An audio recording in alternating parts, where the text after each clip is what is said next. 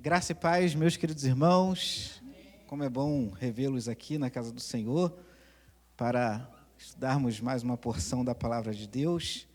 Eu quero convidar os irmãos para abrirmos a palavra do Senhor no livro de Efésios. Como nós já iniciamos o estudo do texto na semana passada, e aí eu vou ver com os irmãos os versículos 3, do versículo 3 ao versículo 14. Tá? A gente vai ver aqui algumas bênçãos espirituais que o texto vai descrever e, é claro, as implicações que essas bênçãos têm nas nossas vidas, porque, de fato, a palavra de Deus foi para os leitores da epístola e é para nós que somos leitores da palavra do Senhor também, né? Então, a palavra também é para nós. Livro de Efésios, capítulo 1, do versículo 13 ao versículo 14. Eu farei a leitura, os irmãos podem acompanhar a leitura do texto da palavra do Senhor, tá? Efésios, capítulo 1, do versículo 3 ao 14. Podemos ler ou é necessário esperar mais um pouquinho? Podemos ler? Diz assim a palavra do Senhor, os irmãos podem acompanhar. Bendito Deus Pai de nosso Senhor Jesus Cristo, que nos tem abençoado com toda a sorte de bênção espiritual nas regiões celestiais em Cristo.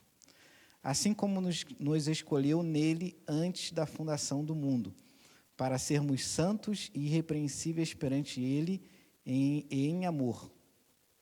Nos predestinou para ele, para a adoção de filhos, por meio de Jesus Cristo, segundo o beneplácito de sua vontade, para o louvor da glória de sua graça, que ele nos concedeu gratuitamente no amado, no qual temos a redenção pelo sangue, a remissão dos pecados segundo a riqueza da sua graça, que Deus derramou abundantemente sobre nós em toda a sabedoria e prudência, desvendando-nos o mistério da sua vontade, segundo o beneplácito que propusera em Cristo, de fazer convergir nele, na dispensação da plenitude dos tempos, todas as coisas, tanto as do céu como as da terra. Nele digo, no qual fomos também feitos heranças, predestinados segundo o propósito daquele que faz todas as coisas conforme o conselho da sua vontade, a fim de sermos para o louvor da sua glória, nós, os que de antemão esperamos em Cristo, em quem também vós, depois que ouvistes a palavra da verdade, o evangelho da vossa salvação, tendo nele também crido, fostes selados com o Espírito Santo da promessa, o qual é o penhor da nossa herança até ao resgate da sua propriedade, em louvor da sua glória.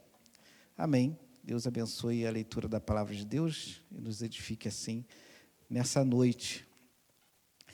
A partir do versículo 3, então, nós temos esse grande cântico de louvor. Nós vimos na introdução passada que o apóstolo Paulo ele identifica os destinatários com quem ele está falando, né, como santos e como fiéis.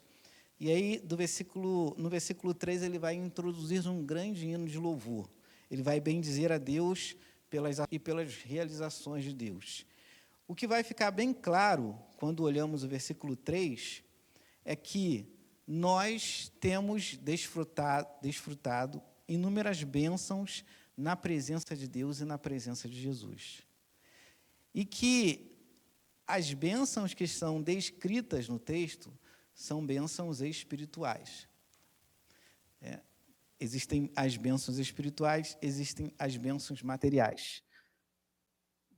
Todas elas vêm das mãos graciosas do Senhor, que tudo faz e que tudo realiza, tanto espiritualmente quanto materialmente.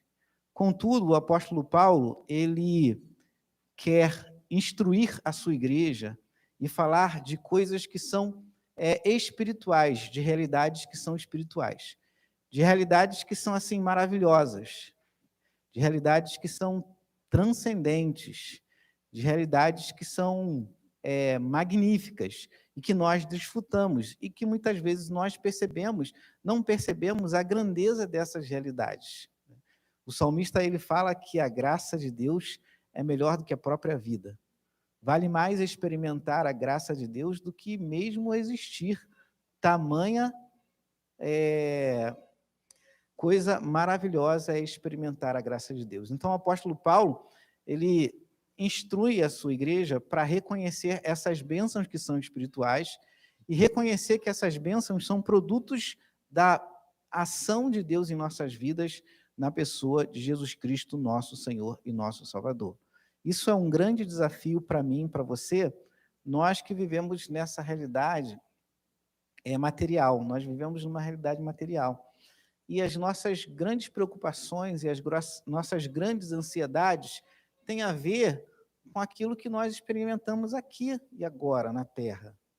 Só que o texto nos exorta para que nós possamos enxergar além daquilo que é físico e ver também que o reino de Deus não se mede pela questão física, se mede pela questão aquilo que alguns estudiosos vão usar a expressão metafísica, né?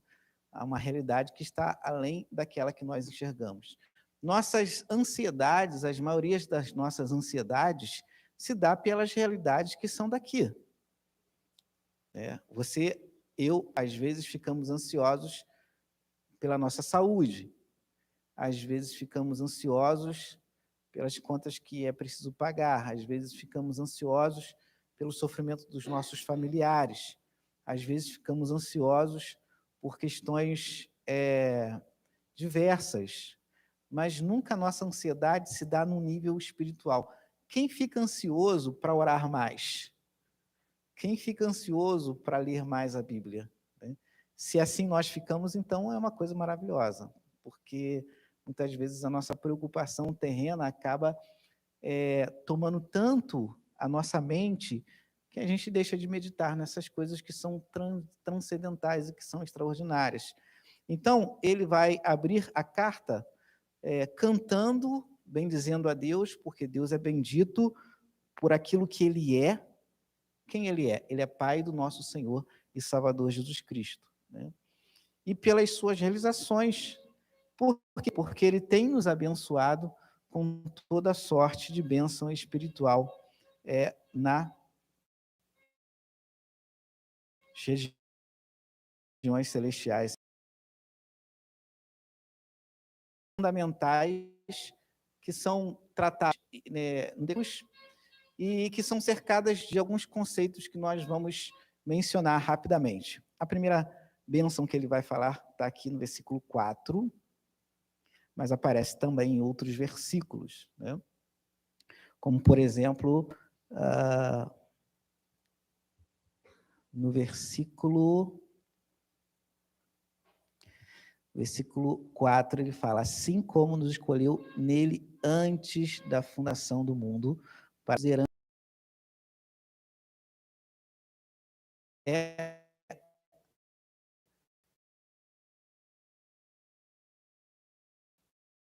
que Deus escolheu. Você fala que antes mesmo da fundação do mundo nós fomos escolhidos com o propósito de viver de maneira sensível e viver para a glória do Senhor. A eleição no Novo Testamento, ela é um espelho da eleição no Antigo Testamento também.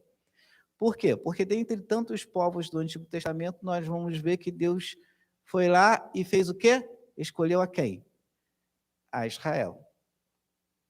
Dentre tantas possibilidades que ele tinha lá para se aproximar de um povo, ele escolheu Israel. Que já se destacavam no mundo antigo, quando a gente está lá no segundo grau, no primeiro grau, a gente estuda lá o mundo antigo e as nações do mundo antigo. Dentre tantas aquelas que se destacavam, a Mesopotâmia, tinha a Grécia, dentre tantas essas, Deus escolheu a Israel como seu povo. Escolheu Israel para se relacionar com Israel. E aí, uma coisa que fica muito marcada no Antigo Testamento e que também vai ser reproduzida no Novo Testamento, é claro, porque a palavra de Deus é uma só, e reflete uma vontade só, e reflete um Deus só, é que a eleição que é feita lá no Antigo Testamento foi uma eleição fundamentada na graça de Deus e na bondade de Deus, no amor de Deus para com Deuteronômio, tem um texto em Deuteronômio que fala: olha, Israel, eu não escolhi porque vocês são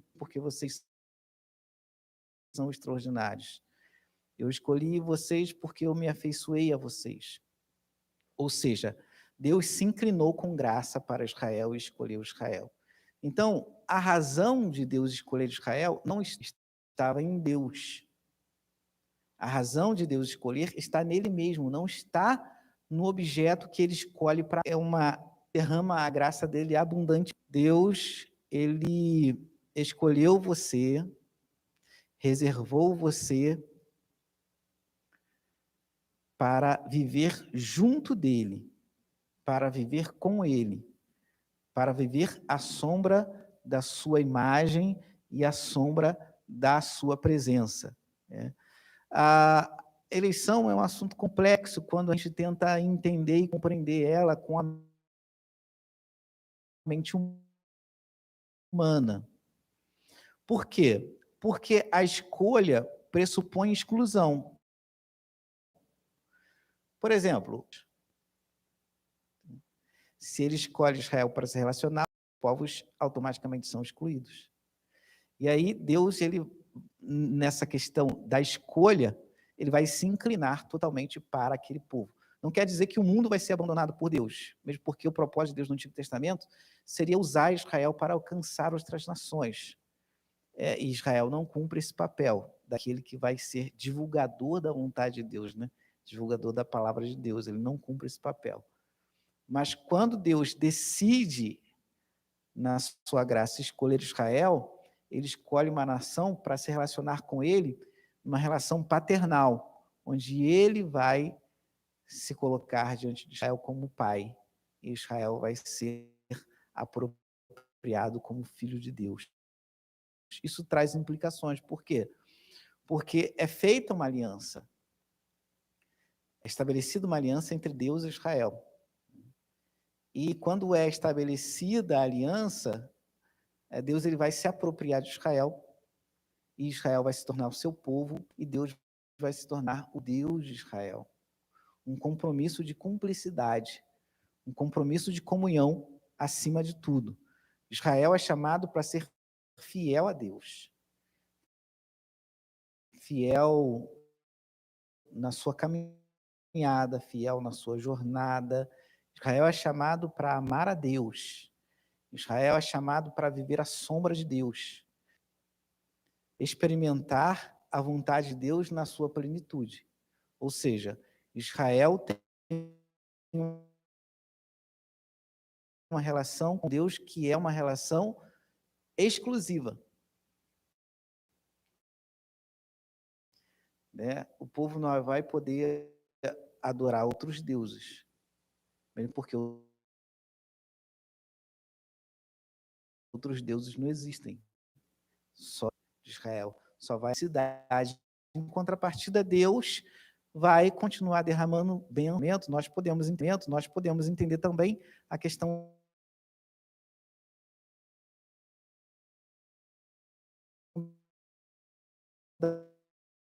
da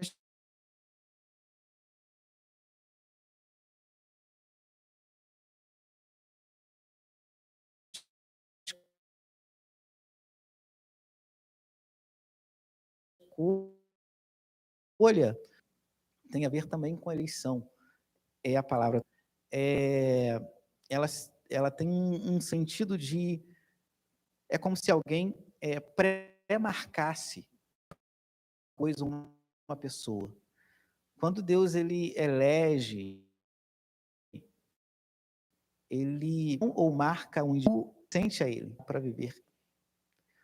Assim como não é os atos uma cena, um julgamento, acusar a Israel. Em contrapartida, Israel é o réu, ou seja, Israel vai ter a oportunidade de se defender das acusações de Deus. E, mediante esse conflito, nós temos o profeta Miqueias. E uma das expressões que Deus vai utilizar no texto vai ser a seguinte: o que eu fiz, Israel? E aí, depois dessa expressão, Deus ele vai relatar os atos de bondade que ele direciona a Israel. Ou seja, os atos de bondade que ele realiza no meio do povo. Aí, o grande ato de bondade que Deus vai sempre lembrar o povo no Antigo Testamento é qual? A libertação lá no Egito, né? Que Deus libertou Israel com mão forte. Por quê? Porque se não fosse Deus, Israel continuaria lá até hoje. Se não fosse a intervenção de Deus ali naquele momento, né, de maneira tão poderosa, jogando aquela gás lá, Israel estaria lá até hoje. Mas Deus foi lá e tirou Israel do Egito com mão forte. E conduziu o povo com graça. E aí, Deus, ele menciona também o ato de Balaão, Balaque, onde Balaão é chamado para amaldiçoar a Israel, só que Balaão não consegue amaldiçoar Israel, posição sobre Israel. Um outro ato de bondade de Deus para com Israel. E aí Deus vai falar, olha, meus atos para com você são só atos de bondade. Então, por que você me responde dessa forma? De que maneira o povo respondia? O povo respondia com infidelidade, com quebra da aliança, com desobediência. E aí Deus, ele acusa Israel. Só que quando nós olhamos o texto de Miqueias, nós percebemos que é uma acusação banhada de sentimento. É perceptível o sentimento de Deus ali, falando, Israel, eu só fiz bem a você. Só fiz coisas boas para você, como pode você reagir assim à minha bondade, aos meus atos de misericórdia? Então, a eleição é um ato de misericórdia. A eleição é um ato de bondade. Porque ninguém merece ser eleito diante de Deus. Ninguém tem mérito diante de Deus. No capítulo 2, nós vamos ver que uma das características da nova vida é que nós olhemos para trás e percebamos a grande obra que Deus fez em nossas vidas. Porque nós estávamos mortos em nossos delitos e pecados, mas Ele fez o quê? Ele nos deu vida. Em Cristo Jesus, Ele nos deu vida. Quem é o sujeito dessa ação? É Deus quem dá vida. É Deus quem liberta, é Deus quem redime, é Deus quem transforma. É Deus quem garante a sua entrada no céu. É Deus quem perdoa você. É Deus quem justifica você. É Deus que providenciou um Salvador maravilhoso que intercede por você junto a Ele. É por meio desse Salvador que Ele providenciou para você, é que eu e você temos acesso ao Pai, temos acesso à presença dEle. Como diz Hebreu, com ousadia nós devemos entrar no Santo dos Santos. Ousadia fundamentada onde? No nome de Jesus. Não é ousadia assim, eu vou entrar, não, é fundamentada no nome de Jesus. Então, os atos graciosos de Deus. A eleição é um ato gracioso, Ele nos escolhe para Ele, antes da fundação do mundo. Não porque somos bons, ou porque somos melhores do que... Ninguém tem mérito diante de Deus, meus irmãos. Ninguém tem mérito. Ninguém tem mérito. Romanos diz que não há o quê? Um justo sequer, não há um justo sequer. Ninguém tem mérito diante de Deus.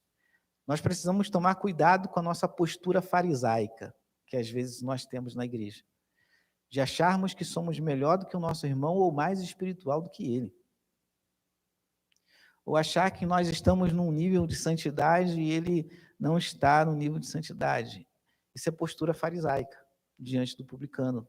Os irmãos lembram que assim agiu o fariseu? O fariseu confiava na sua justiça. Tem gente na igreja que confia na sua justiça, nos seus atos. Tem gente que quer se justificar diante de Deus através dos seus atos. Isso não acontece, e isso não pode acontecer. Isso jamais vai acontecer. Porque se eu e você conseguíssemos nos justificar diante de Deus, não teria necessidade de um Salvador, teria? Não. Mas se há um Salvador, e a expressão que o anjo diz lá no Evangelho de Lucas para os reis, olha, eis que trago o quê? Uma boa nova. É que lá na cidade de Davi nasceu quem? Nasceu o Salvador.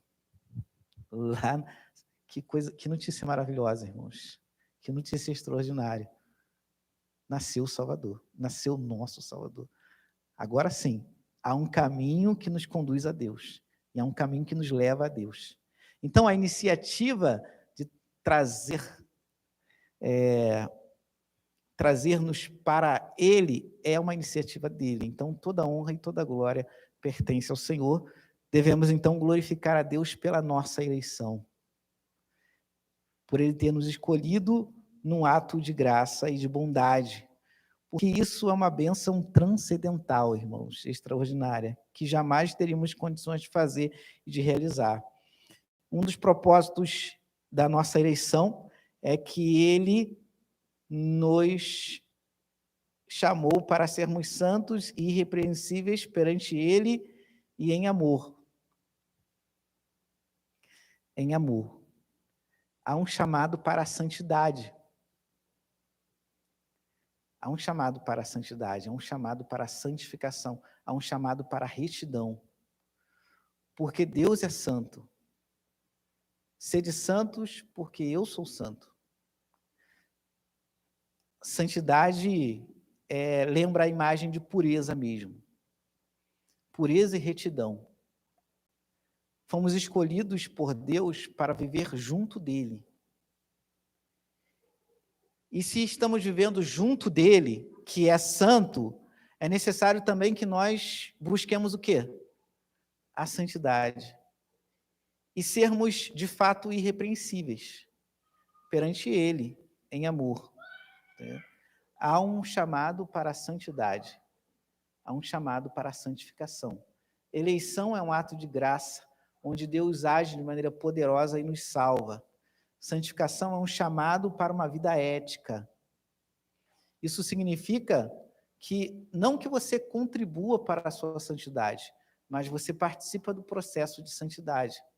Lembra que nós falamos na semana passada que o conceito de santo no Antigo Testamento é de ser separado para viver de maneira diferente, em oposição àqueles que não pertenciam a Deus? Então, aqui, mais uma vez, Paulo lembra a igreja que essa eleição traz responsabilidades. Essa eleição traz deveres. Devemos nos alegrar e celebrar na eleição de Deus para nós, mas devemos entender também que ela imputa a mim e a você uma responsabilidade, que é viver a santidade de vida diante do Senhor. Santidade é um ato de amor seu para com Ele. Eleição é um ato de amor de Deus para você. Santidade é um ato de amor seu para Ele. O amamos, Ele nos amou, mas Deus aguarda uma resposta. É para amá-lo também. É para amá-lo, é para desejá-lo. É para se esforçar para viver uma vida digna diante desse Deus e diante desse Senhor. E santidade pressupõe também escolhas e decisões. Assim como a escolha de Deus pressupõe exclusão em algum momento, santidade também pressupõe que nós excluímos qualquer coisa que nos afasta de Deus e abraçamos de maneira, assim, fervorosa a presença do Senhor. Porque o amor que é descrito no versículo 4 não é o amor de Deus. É o amor daquele que oferece santidade ao Senhor.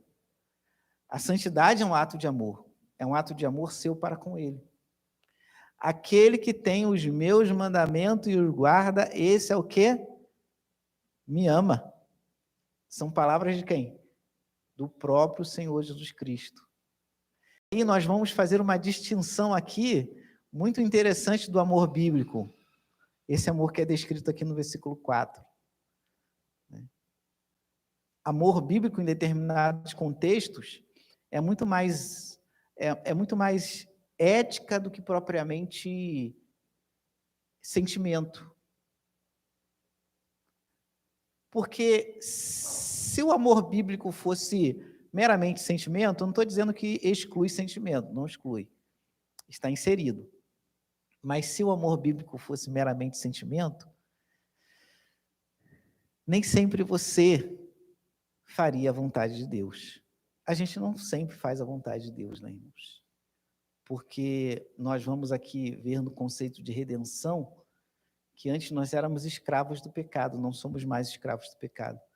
Contudo, o pecado ainda influencia muito a nossa mente, influencia muito a nossa vida ainda, porque nós percebemos que muitas coisas que nós fazemos ao longo da nossa jornada são coisas que não agradam a Deus. São coisas que muitas vezes comprometem a nossa vida e a nossa relação com Deus. Mas nós devemos tributar a Ele esse amor que é bíblico, que na verdade é o sinônimo de obediência. Amor no texto é sinônimo de obediência. Deus quer que você obedeça a Ele. É simples assim. Não é tão simples assim, porque muitas vezes a gente não obedece. Mas o mandamento é esse. Independente da nossa fragilidade e da nossa fraqueza na nossa jornada cristã, o mandamento é esse, o mandamento não muda. O mandamento é esse, santidade e ser irrepreensível.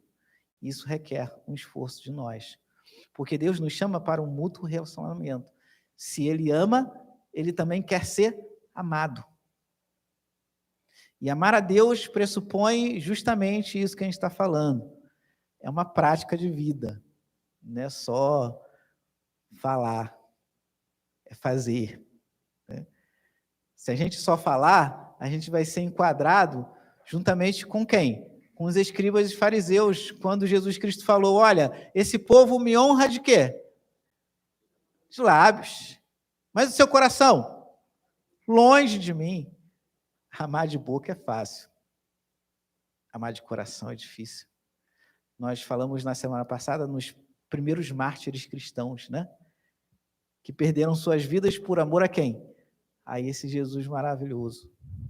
Amar a Jesus implica esse sacrifício da vida, esse sacrifício do nosso ego, esse sacrifício da nossa vontade. Então, Deus nos chama para um relacionamento mútuo, onde também devemos amá-lo. Né? E esse amor é um amor ético. Beneplácito da sua vontade. A predileção vem pelo beneplácito da vontade de Deus. Beneplácito, em muitos textos da palavra de Deus, significa boa vontade. Boa vontade para com alguém. E é exatamente isso que Deus teve conosco. Ele teve boa vontade para conosco. E Ele nos escolheu. E por meio da figura de Jesus Cristo, nós vamos, no versículo 5, nós fomos adotar. Essa é a segunda bênção que o texto vai dizer, adoção. Então, ratificando que Deus nos chama para uma relação íntima de pai e filho. Na pessoa de Jesus Cristo, nós nos tornamos filhos de Deus. Não somente na pessoa e na obra de Jesus, naquilo que Jesus Cristo fez e realizou na cruz do Calvário. Somente aqueles que têm comunhão com Cristo podem ser considerados filhos de Deus. Se tornaram filhos de Deus. O Evangelho de João fala que ele veio para os seus e os seus não receberam. Mas aqueles que receberam, deu-lhes o poder de serem chamados, feitos filhos de Deus. Isso significa que não é todo mundo que é filho, gente. É claro que se a gente for falar para um ímpio aí que ele não é filho, vai ser um problema sério, né? Ele não vai aceitar de jeito nenhum, né? Não vai aceitar. Mas uma coisa é certa que o texto diz: só é filho de Deus aquele que se relaciona com Cristo, como seu Senhor e como seu Salvador, ponto. É claro que você não vai sair por aí brigando, sair por aí discutindo, né? Mas o princípio é esse. Se você for provocado, você tem que falar. Não, olha, o texto não diz isso. O texto diz que para ser filho de Deus tem que se relacionar com Jesus Cristo, Senhor e Salvador. Todos são criados por Deus, mas nem todos se tornam filhos. Aqueles que eles são criaturas de Deus e nós somos filhos de Deus.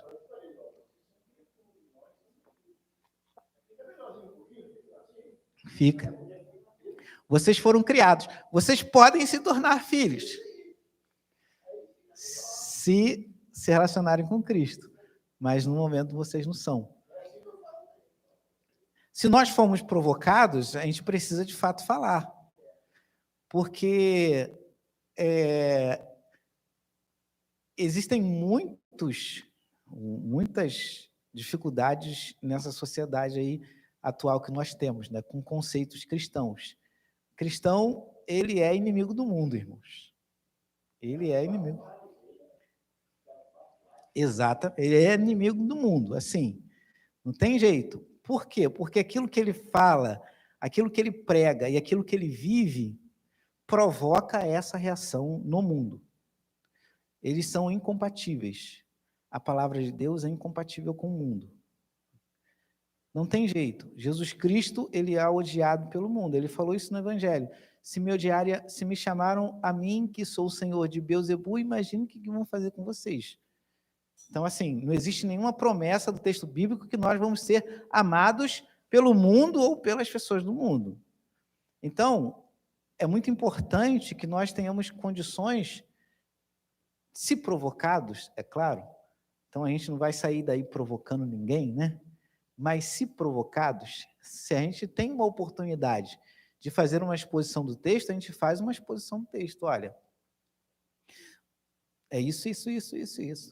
Né? Minha cunhada, uma vez, ela estava relatando, ela é da Prefeitura do Rio também, e ela trabalha na CRI, né? É a professora, mas ela saiu da sala para trabalhar na CRI. E aí ela falou que com ela trabalha um homossexual, né? Um homossexual lá. Tal. Aí ele uma vez falou para ela, olha, Bárbara, você me impressionou, porque você me trata muito bem. Porque eu pensei que os cristãos, alguns cristãos, assim, me odeiam e me tratam muito mal, e você me trata muito bem. Aí ela, opa, essa é a minha oportunidade. Essa é a minha oportunidade. Então, ela falou, né, que uma coisa é a fé dela e que a fé dela não impede ela de tratar ele como pessoa, como ser humano, como qualquer outro é, mas que ela tem uma posição muito firme em relação à prática de vida dele. E ali ela teve uma abertura para pregar a palavra de Deus para ele. Então, ela foi provocada. E aí ela teve a oportunidade de falar. E aí ela defendeu a fé dela. Entendeu? A fé dela é que nossa fé, não reconhece a relação homossexual como sendo uma relação bíblica. Né? Isso não quer dizer que eu vou juntar um grupo, né? Isso aconteceu um tempo em São Paulo, não sei se os irmãos lembram disso, mas em São Paulo eles estavam entrando para espancar, né, homossexuais, trans, e um grupo chegava e de 5, 6, 7 juntava e ia lá fazer aquele ato de violência. Mas aí ela falou, não, a minha fé não me impede de tratar você como uma pessoa, só que eu tenho uma posição muito firme quanto à sua prática. A palavra de Deus não reconhece sua relação como sendo uma relação natural. Pronto, fechou ali. Continua o ambiente de trabalho tranquilo, né? Ela foi provocada, mas ela defendeu o ponto de vista dela. Porque, irmãos, muitas vezes acontece que nós não defendemos nosso ponto de vista por algumas situações, né?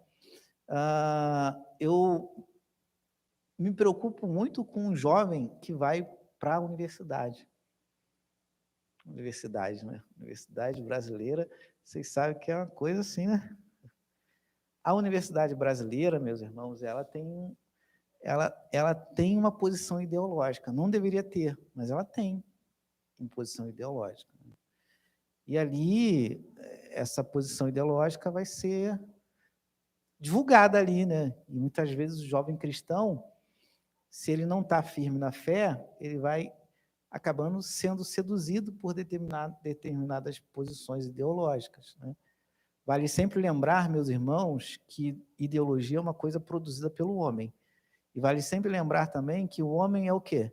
Pecador. Assim como a questão cultural, a gente precisa sempre observar com muito cuidado.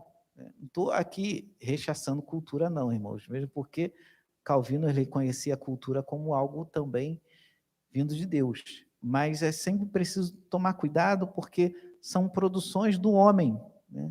E quando é produzido pelo homem, é produzido pelo homem pecador. E às vezes o homem pecador produz algo que não é condizente com a palavra de Deus. Então, a gente tem sempre que manter nossa posição, se formos provocados. Então, é isso mesmo, todos são criaturas, mas alguns são filhos. Alguns são filhos. Nem todos foram adotados. Somente aqueles que foram contemplados por Cristo Senhor Salvador foram adotados. Jesus Cristo é o fundamento da nossa existência como cristãos. Sem Jesus Cristo nós não somos nada e não temos nada. Quando Jesus Cristo está pregando lá no Evangelho de João capítulo 6, ele faz aquele grande discurso que o pessoal estava indo atrás dele, não pelo milagre, nem queria comer, queria que ele multiplicasse pão e comesse mais, né? E aí Jesus vira para ele, vocês não estão vindo atrás de mim porque vocês querem o Filho de Deus, vocês estão vindo atrás de mim porque eu multipliquei o pão e vocês querem que eu multiplique o pão de novo, que vocês fiquem com a barriga cheia, né? No final do discurso ele fala, aí as pessoas falam para ele, Senhor, esse discurso é muito duro, essa exortação é muito dura, né? Eu vou embora, e muitas pessoas foram embora, muitos discípulos que seguiam foram embora. E aí ele vira para Pedro, Pedro, vocês querem ir também? Vocês podem ir. Jesus, meus irmãos, ele não tinha crise de popularidade, né? Ele pregava a palavra de Deus, e ele tinha compromisso com a palavra de Deus. Ele não queria popularidade, sabe? Não, vai vocês também, vocês querem ir, vocês vão também. E Pedro fala assim, para quem iremos nós, se só tu tens as palavras de vida eterna? Então, não há salvação fora de ti, não há redenção fora de ti, não há justificação fora do Senhor. Para quem nós vamos? Para onde nós vamos? E quem é que vai nos perdoar? Quem é que vai nos justificar? Quem é que vai nos reconciliar com o Pai? Quem é que vai perdoar os nossos pecados? Quem é que vai fazer essas coisas? A não ser o Senhor é o único que pode fazer isso. Então, rejeitar Jesus é rejeitar a salvação, gente. Jesus é o único meio de salvação. Rejeitá-lo é rejeitar a própria salvação. Rejeitar o Salvador é rejeitar a salvação. Não há salvação para quem rejeita o Salvador, para quem não se relaciona com o Salvador, né? Jesus ele fala, quem crer está salvo, quem não crê já está condenado, irmãos. Quem não crê na figura de Jesus já está condenado. E quem nos concede essa bênção da eleição e da adoção é esse Senhor maravilhoso, que pagou o preço por nós na cruz do Calvário. Ele nos adota, ele nos elege e, versículo 7, por meio dele nós temos redenção, no qual temos redenção pelo seu sangue, a remissão dos pecados, segundo a riqueza da sua graça. Nele nós somos redimidos. Também convido os irmãos, mais uma vez, a olharmos para o Antigo Testamento, como é que era o processo de perdão no Antigo Testamento. Redenção. Redenção significa, meus irmãos, libertação. Livrar alguém de um jugo. Livrar alguém da escravidão. Mas redenção não é livrar alguém da escravidão e deixar essa pessoa solta por aí, não. Redenção significa livrar alguém da escravidão, mas trazer para junto daquele que o libertou. Redenção no Antigo Testamento está associada ao contexto de expiação mesmo. Israel foi redimido, Israel foi libertado do Egito, Israel foi redimido. E aí Deus estabeleceu um processo de expiação de pecados, que era um tipo de redenção, de libertação. Como se perdoava pecados no Antigo Testamento? Por meio de sacrifícios. Os sacrifícios do Antigo Testamento foram estabelecidos por Deus para o perdão do pecado do povo. Mas os sacrifícios do Antigo Testamento, como dizem os principais teólogos, é só uma sombra daquele grande sacrifício que viria no futuro, que é Jesus Cristo. Então, os sacrifícios do Antigo Testamento, eles eram limitados, eles perdoavam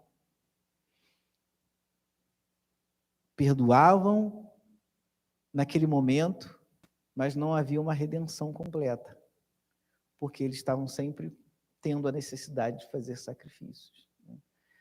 Dependendo da consequência do pecado, você tinha um animal grande, você tinha um animal pequeno. Se o pecado era grande, havia todo um processo que era realizado, né? O animal era levado ao sacerdote, ninguém tinha autorização para oferecer sacrifício por si só. Ninguém podia chegar lá no templo e fazer sacrifício. Tinha que primeiro oferecer o sacerdote. O sacerdote iria avaliar o animal, se o animal ele cumpria as exigências do sacrifício.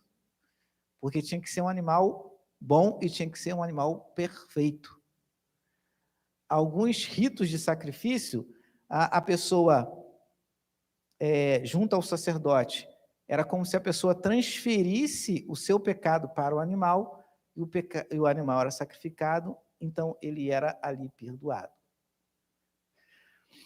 Bem, esses sacrifícios são a sombra do sacrifício maior que seria feito e realizado na cruz do Calvário. Na pessoa de Jesus, nós fomos redimidos. Nós fomos libertos da nossa condição de pecadores, de escravos do pecado. Tá? Pecadores nós somos ainda, mas libertos da condição de escravos de pecado. Quem usa a expressão escravo do pecado é o apóstolo Paulo. Na percepção do apóstolo Paulo, o pecado era o senhor da nossa vida. Ele é o senhor da nossa vida. Então, assim, ele mandava na gente. E a gente não tinha possibilidade de não viver uma vida pecaminosa. Por quê? Porque ele era o Senhor da nossa vida, o Senhor da nossa existência. Ele dominava a nossa existência. Em Cristo, nós fomos libertos do pecado. O pecado não é mais Senhor de nossas vidas. Jesus Cristo agora é o nosso Senhor, é o nosso Salvador. O pecado não tem mais o domínio que ele tinha outrora em nossas vidas. Não, ele não tem mais. O crente, hoje, ele é capacitado pelo Espírito Santo a viver uma vida de santidade, coisa que ele não teria condições de fazer se não fosse a redenção em Cristo Jesus. Porque se não fosse a redenção em Cristo Jesus, nós ainda seríamos escravos do pecado. E o pecado ainda determinaria as regras de nossas vidas. Não haveria possibilidade. O escravo, meus irmãos, ele não consegue se libertar por si só. Ele não tem condições de fazê-lo. Quando você olha os momentos históricos onde percebemos que houve escravidão, aqui no Brasil houve escravidão, você percebe que era praticamente impossível a libertação. Era necessário que olhasse por aquele escravo para libertá-lo. Dificilmente o escravo se libertava por si mesmo. Era necessário que alguém sentisse compaixão dele para o libertar. Inúmeras pessoas viveram a condição de escravo durante toda a sua vida, durante toda a sua existência. Aqui no Brasil, nos Estados Unidos, em vários lugares, porque a escravidão é tão antiga quanto a própria humanidade. Quando alguém se coloca como senhor do outro. Também não tínhamos condições nenhuma de falar assim, olha, hoje eu não vou pecar mais. Hoje o pecado não vai ser mais meu senhor. Também não tínhamos condições.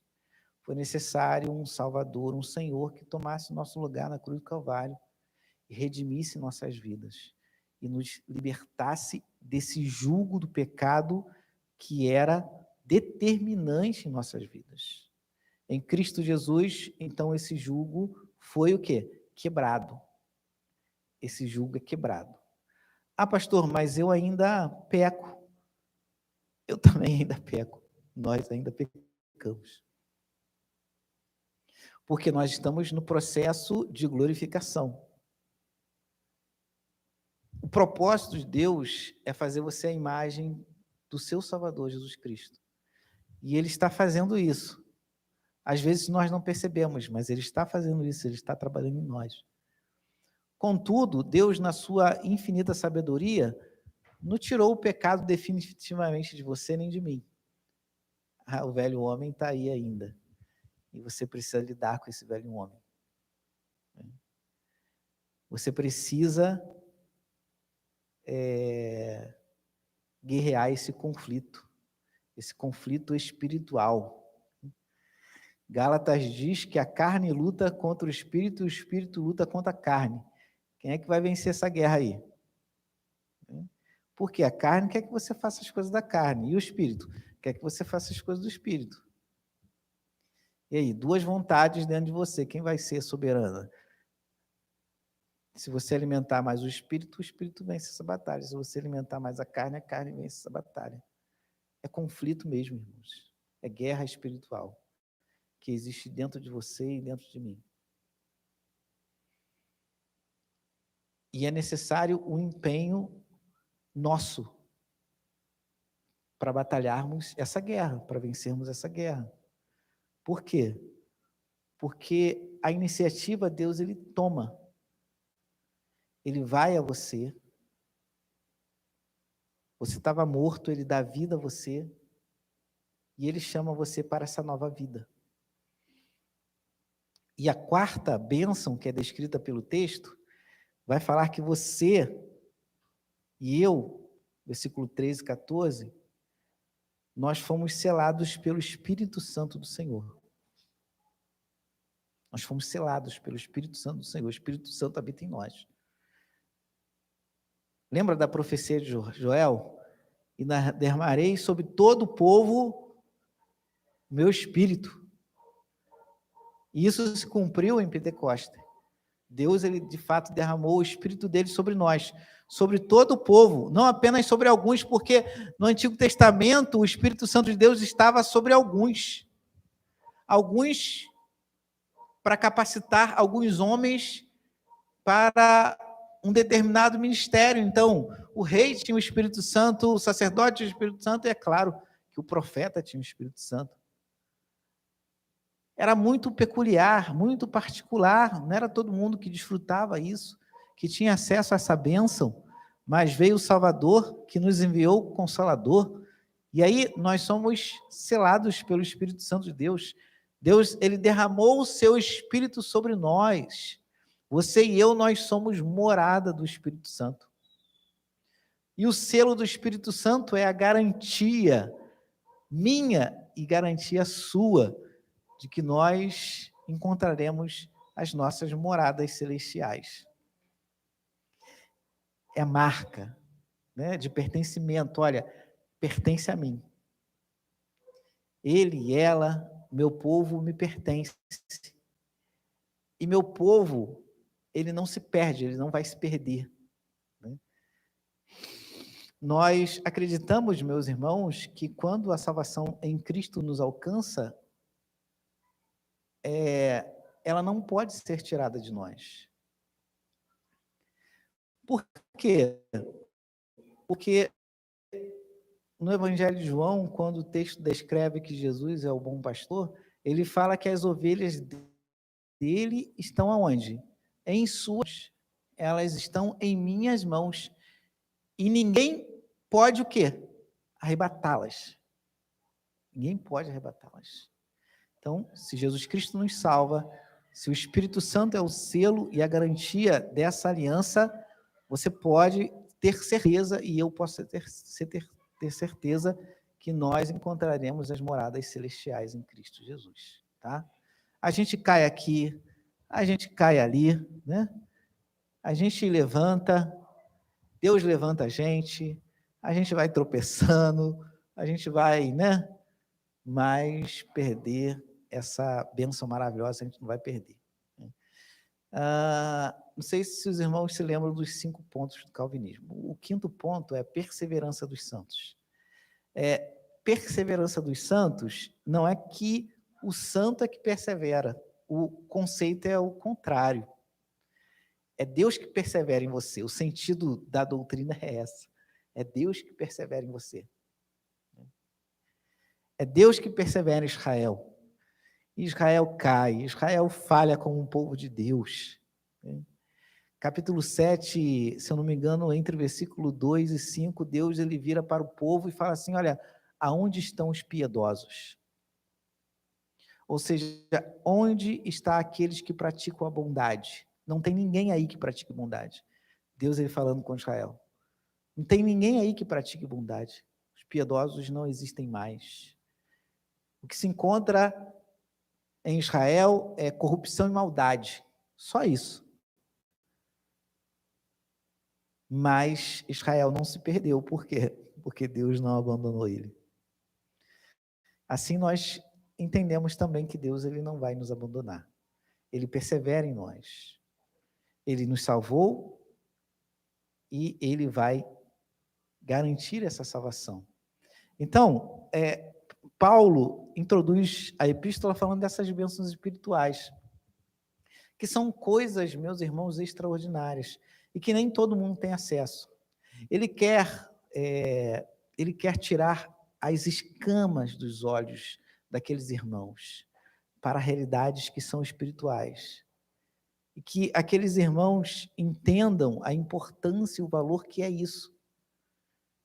Ser escolhido por Deus é uma bênção transcendental, irmãos, porque Deus não sai por aí escolhendo todo mundo. Tá? Ser adotado em Cristo Jesus e passar a ter uma relação com Deus, uma relação paterna e não uma relação de inimizade, há vários textos em que Deus ele vai falar que nós éramos inimigos dele, mas agora não somos mais porque fomos adotados em Cristo Jesus. Sobre nós não está a ira de Deus, sobre nós está o amor de Deus. Isso é coisa maravilhosa, extraordinária, né? Além disso, fomos redimidos. O Senhor nos livrou do jugo do pecado e tem nos conduzido a uma caminhada de santidade. E Ele garante que nós vamos chegar ao final dessa jornada, dessa caminhada, porque não estamos sozinhos. O Senhor, Ele está conosco. Essa é a garantia da nossa salvação. É a garantia da nossa salvação. A nossa salvação não é fundamentada nos nossos méritos, na nossa justiça. Nenhum de nós pode bater no peito e falar, Senhor, os meus atos me justificam. Não. Como eu havia falado antes, né? Diante de Deus, somos todos pecadores, ninguém é melhor do que ninguém. Ninguém é melhor do que ninguém, irmãos. Estamos todos na mesma condição. E qual condição nós estamos diante de Deus? De agraciados por sua presença maravilhosa e bondosa. A presença de Deus é que dá dignidade ao homem. A presença de Deus é que restaura o homem. A presença de Deus é que coloca o homem de pé. A presença de Deus é que, de fato, torna o homem uma criatura bela, uma criatura extraordinária, a coroa da criação e a glória da criação. Os teólogos dizem que o homem é a glória da criação, é a coroa da criação. Por quê? Por ele? Não, mas porque ele é a imagem e semelhança desse Deus gracioso e esse Deus maravilhoso. É a presença de Deus que dá dignidade ao homem. Ninguém é melhor do que ninguém. Somos todos filhos de Deus, abençoados por sua imensurável e doce e amável presença. Na semana, a gente vê o capítulo 2. Né? A gente vê como nós éramos antes. Olha o versículo 2, vai falar. Versículo 1, ele nos deu vida, estando nós mortos nos nossos delitos e pecados. E aí, nos quais andaste outrora, segundo o curso desse mundo, segundo o príncipe da potestade do ar, do espírito que agora atua nos filhos da desobediência. Nós éramos filhos da desobediência. O versículo 3 vai falar, entre os quais também todos vós andávamos outrora, segundo as inclinações da vossa carne. Olha só. Nós andávamos segundo as inclinações da nossa carne e éramos, por natureza, filhos da ira. Aí, olha quem não encontrou Cristo como Salvador. Olha o status daquela pessoa que não encontrou Cristo como Salvador. O que ele é? Filho da ira. Filho da ira de Deus. Deus nos abençoe, meus irmãos, que o texto edifique nossos corações e marque nossos corações com essas bênçãos espirituais que Deus ele outorga em nós por meio da figura de Jesus Cristo, nosso Senhor e Salvador, a quem também amamos e dedicamos nossa vida e nossa existência.